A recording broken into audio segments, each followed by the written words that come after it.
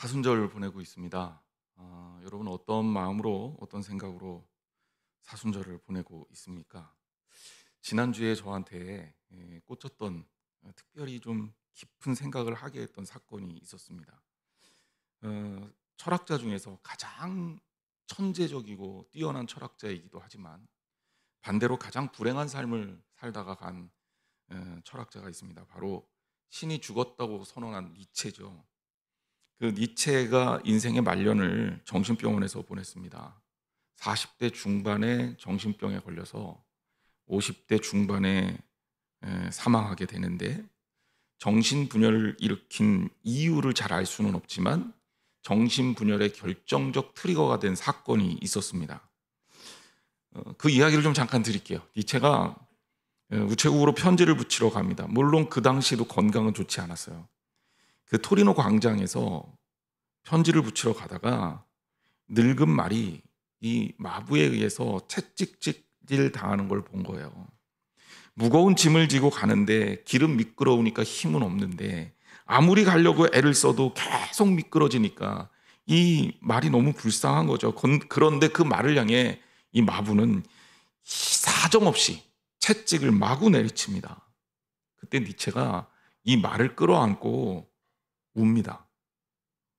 때리지 말라고 소리를 치면서 웁니다. 한없이 그냥 막무가내로 울어요. 그리고 정신질환이 악화돼서 그 자리에서 졸도하고 쓰러진 이후에 이틀 있다 깨어납니다. 그리고 이틀 있다 깨어나서 웅얼거렸던 마지막 의미 있는 소리가 뭐였냐면, 어머니 저는 바보였어요.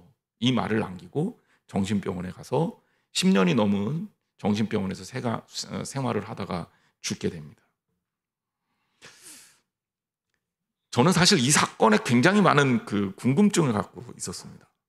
왜냐하면 니체는 기존 질서를 다 거부한 철학자였거든요.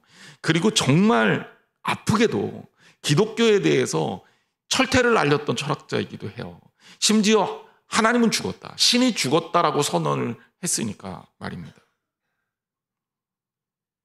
하지만 니체의 전기를 읽어보면 니체는 그래서는 안 될 사람이에요. 왜냐하면 니체의 아버지는 신실한 목사였고요, 심지어 니체의 할아버지도 아주 신실한 목사였습니다. 목회자 가정에서 태어난 니체가 불행한 일을 겪은 것은 아버지의 죽음 때문이에요. 아주 전도 유망한 목사였고 굉장히 뛰어났던 신실한 천재적인 능력을 가졌던 그 아버지가 29에 결혼하고 25에 세상을 떠납니다. 결혼한 지 6년 만에 건강 악화로 죽게 되죠. 그리고 니체는 어린 시절 아버지를 잃고 트라우마를 가진 채로 자라게 돼요. 저는 그런 생각을 했었습니다. 이 사건에 대한 이해할 수 없음이 니체로 하여금 하나님은 죽었다라고 선언하기까지 이르게 된 것이 아닌가. 물론 여러 가지 사건이 있었지만 말입니다. 근데 제가 최근에 이어령 교수 책을 읽고 있습니다. 얼마 전에 세상을 떠났잖아요. 그의 마지막 인터뷰에 관한 책을 읽다가 이어령 교수가 이 장면을 언급해요. 어떤 장면이냐면 니체가 말의 목을 끌어안고 우는 장면을 언급하면서, 저는 그런 해석을 처음 봤는데요. 이어령 교수가 그 장면을 뭐라고 해석하냐면, 이 니체에게 그 말이 채찍에 맞는 그 모습은 예수님을 만나는 하나님의 콜링이었다는 거예요. 저는 니체의 철학을 굉장히 좋아했던 사람이거든요. 그래서 니체 철학을 보면서 인간의 어떤 홀로성, 그리고 기존 질서에 대한 반항을 통해서 인간 그 자체의 중요함을 알려준 그거에 매료됐었거든요. 근데 이해할 수 없었던 것은 그렇게 강하게 기존 질서와 싸웠던 그가 말년을 그렇게 비참하게 보낸 이유를 이해할 수가 없었어요. 그런데 이어령 박사의 해석을 책을 통해서 읽으면서 제가 어느 정도 이 일을 이해할 수 있게 됐습니다. 나름대로 해석할 수 있게 됐다는 거죠. 일생 동안 하나님을 부인했을 뿐 아니라 신은 죽었다고 외쳤던 니체가 늙은 말에 매맞는 늙은 말의 모습을 통해서 마치 우리 죄를 지고 가셨던 예수 그리스도의 십자가를 떠올렸을 것이다 라고 본 거죠. 그리고 그는 그것을 하나님의 신의 콜링, 소명이라고 해석했다는 거죠. 저는 그 얘기를 들으니까 니체가 졸도에 딱 깨어나면서 어머니 저는 참 바보였어요 라는 이 고백이 이해가 됐어요. 그러면서 이어령 교수가 뭐라 그러냐, 신을 죽였기 때문에 신을 만날 수 있었다라고 얘기를 해요. 왜 니체가 정신병에 걸려서 마지막에 회복하지 못하고 죽었는지는 알 수 없지만 어쩌면 그 일생 동안 그래서는 안 될 사람이 하나님을 대적하고 심지어 신을 죽었다라고 선언했던 그 철학자의 고통이 느껴졌던 거죠. 그리고 그 속에서 눈물을 흘릴 수밖에 없었던 그의 고독과 외로움을 발견했습니다. 사순절을 어떻게 보내십니까? 우리가 십자가를 기억하자, 십자가를 생각하자 이렇게 이야기하면서 보내잖아요. 아, 그냥 사순절이야, 나는 똑같이 살아, 이게 아니라 여러분의 마음에 예수 그리스도의 십자가를 좀 떠올려 보셨으면 좋겠다라는 생각을 해봅니다. 신앙이란요, 이해할 수 없는 일도 믿음이라는 열쇠를 가지고 인내를 통해서 성취하는 법을 배우는 겁니다. 내 삶에 일어났던 내가 이해할 수 없는 일들, 아, 왜 하나님 믿는 사람이 이런 어려움을 당해야 되지? 왜 우리 아버지는 목사인데 어린 시절에 그렇게 죽었어야만 했지? 왜 하나님을 믿는 사람들이 고통을 당해야 하지? 하나님이 대답해 주지 않는 답답함 가운데 어쩌면 우리는 예수 그리스도의 십자가를 바라보고 있는 것 아닙니까? 지난주에도 그런 말씀 드렸지만 제자들은요, 예수님의 십자가가 답답했을 거예요. 왜냐하면 성공하려고 예수님을 따랐는데 적어도 이 민족의 회복을, 독립을, 잘 나가는 모습을 보고 싶어서 이 예수님을 따랐는데 예수님은 세상을 뒤엎으실 혁명가나 리더로서가 아니라 십자가에서 죽어가는 모습을 보였으니 말입니다. 에스겔 선지자는요, 이스라엘 민족의 포로기에 예언했던 선지자입니다. 에스겔 선지자가 예언했던 그 시기에 강대했던 이스라엘 민족이 둘로 쪼개지고 북왕국 이스라엘은 아수르에게 망하고 남왕국 유다는 바벨론에게 망하면서 그 마지막 왕은 눈까지 다 뽑히고 포로로 잡혀가서 비참한 죽음을 당하는 것을 이스라엘 민족이 다 봤어요. 그러면서 이스라엘 민족이 이런 질문을 하는 겁니다. 하나님, 도대체 왜 우리 민족이, 하나님의 백성이 이런 고통을 당해야 합니까?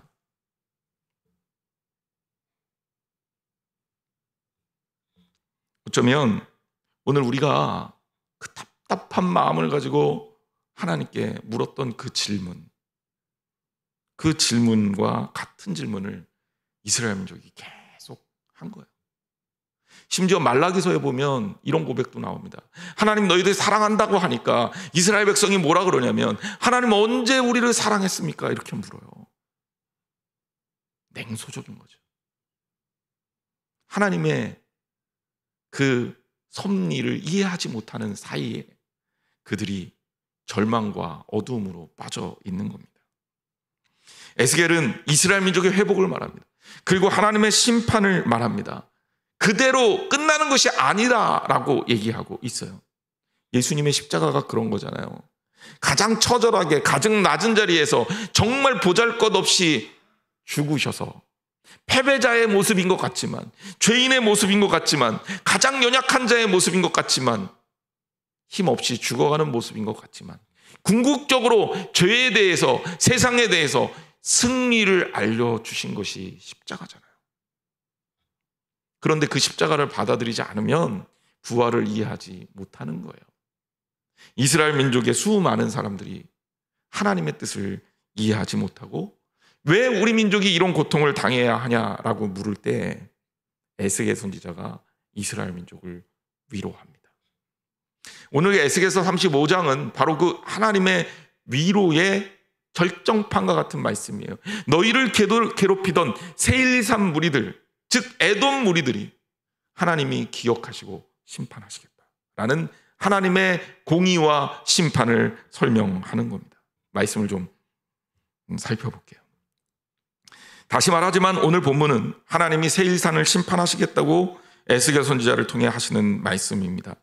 에스겔서 35장 3절 말씀에 보면 이런 말씀이 이어지고 있어요. 세일산아, 내가 너희를 대적하여 내 손을 내 위에 펴서 내가 황무지와 공포의 대상이 되게 할지라. 자, 그러면 우리는 이런 질문을 하는 겁니다. 왜 세일산을 향해서 심판하실까? 세일산이라는 존재는 어떤 것일까?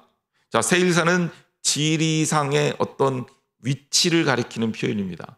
성경에 세일산의 물이 이런 표현이 나오고 세일산과 에돔 얘기하는데 이 같은 민족이라고 봐야 돼요. 자, 지도를 보면 그 위에 퍼런 부분이 사해입니다. 그리고 그 왼쪽에 그쪽이 지중해예요. 이스라엘 남쪽을 나타내는 겁니다. 여기는 그 사해 아래쪽에 남쪽에 보면 이 아라바 광야가 펼쳐져 있고 아라바 광야 동쪽에 세일 산맥이 세일 산지가 있어요. 이쪽을 얘기하는 겁니다. 이쪽에 살던 사람들 누구냐면 야곱과 에서 중에 에서의 후예들이 모여 살던 지역이 여기입니다. 그리고 그들은 나라를 만들었는데 그 나라의 이름이 에돔이죠. 그리고 에돔 사람들은 지금도 많이 알려진 세계적 문화유산 페트라를 건설했어요. 그래서 이 사람들을 세일산이라고 부르는 겁니다. 자, 그러면 왜 하나님이 이 세일산 무리, 즉 에돔을 심판하셨을까? 성경은 그 이유를 3가지 정도 설명하고 있는데 제가 설명드리겠습니다. 첫 번째 뭐냐면 하나님의 백성들을 심판했다는 거예요. 에스겔서 35장 5절에 보면 내가 옛날부터 한을 품고 이스라엘 족속의 환난 때 곧 죄악의 마지막 때에 칼의 위력에 그들을 넘겼도다. 에서와 야곱의 갈등이 이 후손들에게도 그대로 이어져서 이 에돔 사람들이, 세일산 사람들이 이스라엘 사람들을 싫어했어요. 얼마나 싫어했냐? 출애굽 당시 모세가 백성들을 이끌고 이 에돔 땅을 통과하기를 원했는데 에돔이 열어주질 않아요. 아니, 길 좀 열어주는 게 뭐 어떻다고 그걸 열어주지 않아요. 의리가 있지. 그래도 옛날에 형제였는데. 그런데 그게 마음이 열리지 않는 겁니다. 갈등을 쌓아놓고 있는 거예요. 이거 좋지 못해요. 하나님이 기뻐하지 못해요. 우리도 깨달아야 돼요. 여러분 마음에 누구 미워하는 마음이 있으면 내려놓으세요. 그거 간직해봐야 쓸데가 없습니다. 도움이 안 돼요. 갈등만 일으키고 문제만 일으킵니다. 여러분, 심판은 하나님이 하시는 거예요. 우리는 하나님께 맡기고 용서하고 사랑해야 합니다. 그런데 이 세일산 무리가 그걸 못해요. 두 번째, 세일산에 대해 심판하신 두 번째 이유는 뭐냐? 하나님을 무시했어요. 에스겔서 35장 10절 말씀에 보면 내가 말하기를 이 두 민족과 두 땅은 다 내 것이며 내 기업이 되리라 하셨도다. 그러나 여호와께서 거기에 계셨느니라. 자, 세일산 무리들이 말하는 거예요. 야, 이 두 민족과 두 땅은 다 내 것이야. 왜 두 민족과 두 땅이라 그랬을까요? 북왕국 이스라엘, 남왕국 유다. 이 두 땅을 다 내 것이라고 생각했어요. 근데 말이 안 되죠. 왜? 이 두 땅을 이스라엘 민족에게 살게 하신 이가 누굽니까? 하나님이시잖아요. 하나님이 허락하셔서 하나님의 백성들에게 하나님께서 주신 땅이에요. 그런데 이 세일산 무리들, 에돔 백성들은 이거 우리 땅이야. 이렇게 얘기하는 거예요. 왜? 하나님의 존재를 인정하지 않은 거죠. 하나님이 허락하신 땅인데도 하나님의 허락하신 땅을 인정하지 않는 겁니다. 여러분, 이스라엘 민족이 가나안 정복 전쟁 하는 것 에돔 사람들이 다 봤다고요. 그런데 이들이 인정하지 않는 겁니다. 하나님이 존재하는데 하나님이 계시지 않는다고 하면 말이 됩니까? 저는 가끔 그런 생각을 해봐요. 너무나도 분명한데, 너무나도 확실한데 왜 하나님의 사람이 하나님을 인정하지 못할까? 인정하지 않는다고 하나님이 안 계신 게 아니에요. 이 땅에 수많은 불신자들이 있고 그들이 하나님이 없어, 하나님은 죽으셨어, 하나님은 어떻게 됐어, 니체가 아무리 똑똑해서 신은 죽었다 선언해도 하나님이 죽으시는 게 아니에요. 여기 컵이 있잖아요. 이 컵이 내 손에 이렇게 들려 있어요. 그런데 누군가가 말해요. 목사님 손에 아무것도 없는데요? 그 사람들이 얘기하고 사람들이 동조합니다. 그렇다고 이 컵이 없어집니까? 말이 좀 이상한 것 같지만 진리는 그런 겁니다. 의견이 진리를 침해하지 못해요. 하나님이라는 존재가 무시한다고 없어지는 게 아닙니다. 하나님은 계십니다. 하나님은 거기에 계십니다. 하나님은 이스라엘 민족과 함께 계십니다. 셀산 무리들이 무시한다고 없어지는 게 아니에요. 그런데 이들이 하나님을 무시했으니 하나님의 심판대 앞에 서는 거죠. 세 번째, 이들은 무시했을 뿐만 아니라 하나님을 대적합니다. 에스겔서 35장 13절에 보면 너희가 나를 대적하여 입으로 자랑하며 나를 대적하여 여러 가지로 말한 것을 내가 들었노라 라고 말합니다. 나를 대적하여 입으로 자랑해, 하나님께 맞설 수 있다고 생각합니다. 나를 대적하여 여러 가지로 말합니다. 그런데 그것을 하나님이 들었어요. 하나님을 멸시하고 조롱하는 이야기를 들었다라는 겁니다. 교만한 사람들은 하나님을 폄하합니다. 하나님을 쉽게 얘기합니다. 세일산에 거주하는 에돔은 그들 스스로를 높이고 하나님을 낮췄습니다. 하나님과 맞서려 했습니다. 하지만 결국 그들의 결국이 어땠습니까?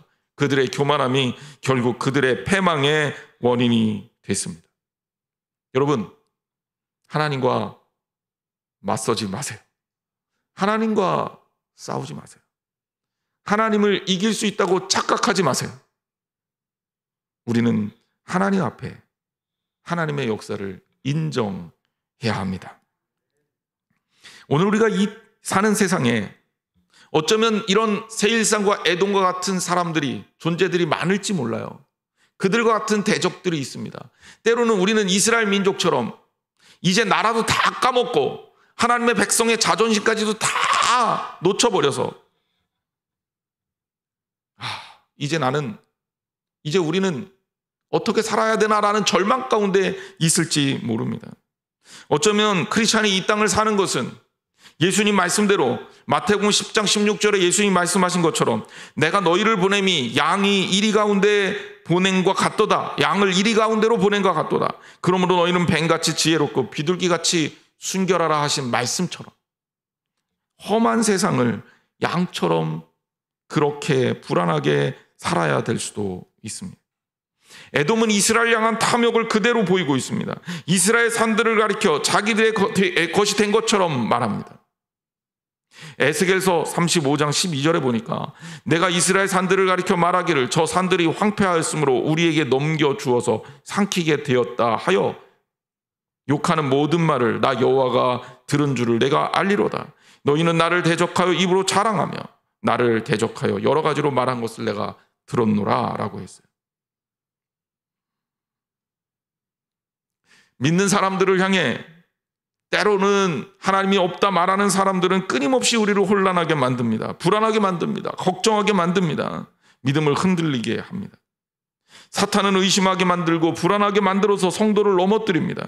하나님이 할 수 있다고 하시는데 사탄은 할 수 없다고 얘기합니다. 그래서 우리는 때로는 이 땅을 살면서 불안해해요. 하지만 우리가 기억해야 할 것이 있습니다. 하나님은 살아계시고 하나님은 역사하십니다. 에스겔서 48장 35절 말씀이 어떻게 끝나는지 아세요? 그 사방의 합계는 18,000척이라 그날 후로는 그 성읍의 이름을 여호와 삼마라 하리라 이렇게 끝나요. 여기 여호와 삼마라는 뜻이 무엇인지 아십니까? 왜 이스라엘 민족에게 여호와 삼마라는 메시지를 주면서 에스겔서를 마감할까요?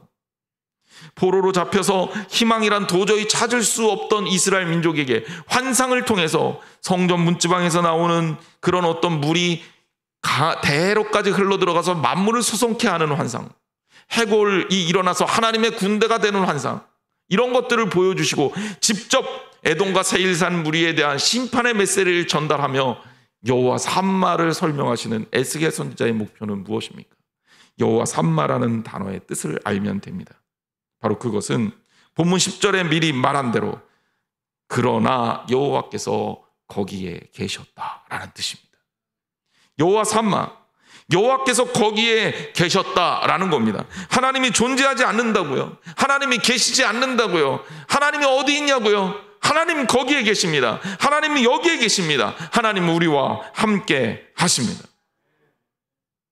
그러므로 여러분, 우리는 어떤 결론에 이르를 수 있습니까? 하나님과 함께하는 사람들은 반드시 승리합니다. 하나님의 백성은 반드시 이깁니다.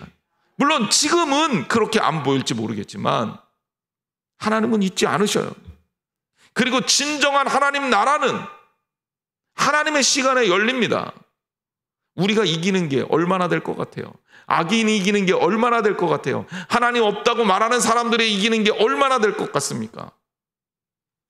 우리 살아봐야, 아주 길게 살아봐야 100년이에요. 100년이 영원을 대신할 수 있습니까? 오늘 본문을 다시 한번 살펴봅니다. 하나님 무척 과격합니다.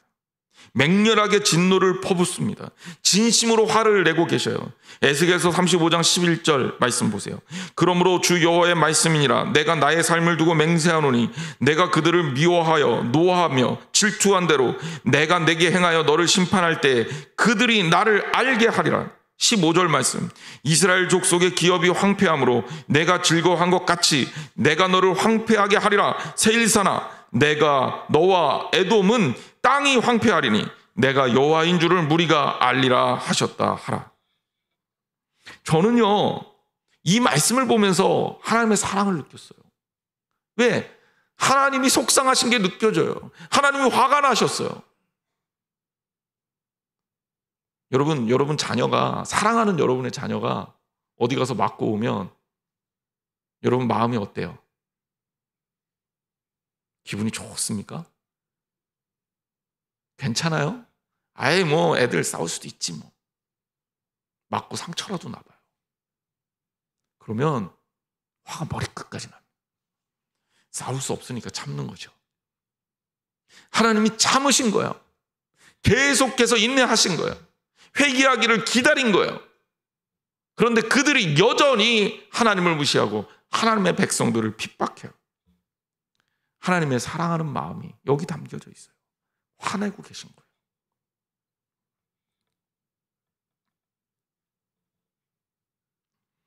편 들어주는 겁니다. 사랑하면. 새 집으로 이사한 부부가 새 집으로 이사하면서 집안 도구를 가구, 뭐 전자기기 이런 거 다 싹 바꿨어요. 인테리어도 새로 다 했어요. 저녁을 먹은 후 기분이 좋아서 차를 한 잔 마시면서 아내랑 서로 마주보며 마음으로 이렇게 생각했답니다. 이제 앞에 있는 사람만 바꾸면 되는데. 이거는 사랑이 아니죠. 그렇죠? 너를 바꾸는 게 아니라 나를 바꿔야 되는 거예요. 그게 사랑이에요. 하나님이 참으셨잖아요. 언제까지 참으실까요? 사랑하는 자를 버려두지 않습니다. 그와 같이 버려두지 않아요. 하나님이 사랑하시니까. 여러분 절망하지 마십시오. 여러분 좌절하지 마십시오. 좌절하는 게 지는 겁니다. 하나님이 안 계신 게 아니에요. 하나님은 살아계시고 우리를 반드시 지켜주십니다. 그리고 심판의 때가 오고 있다는 사실을 알아야죠. 하나님은 우리가 부족해도 하나님은 믿는 자녀들을 버리지 않습니다. 그를 위로해 주시고 그를 세워주십니다. 하나님께서 우리에게 그렇게 해주신다는 것입니다.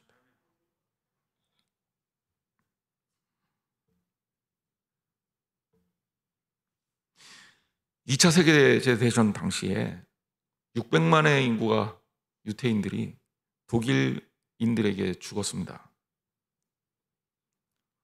수많은 포로 수용소에서 그들은 유태인이라는 이유만으로 죽었어요.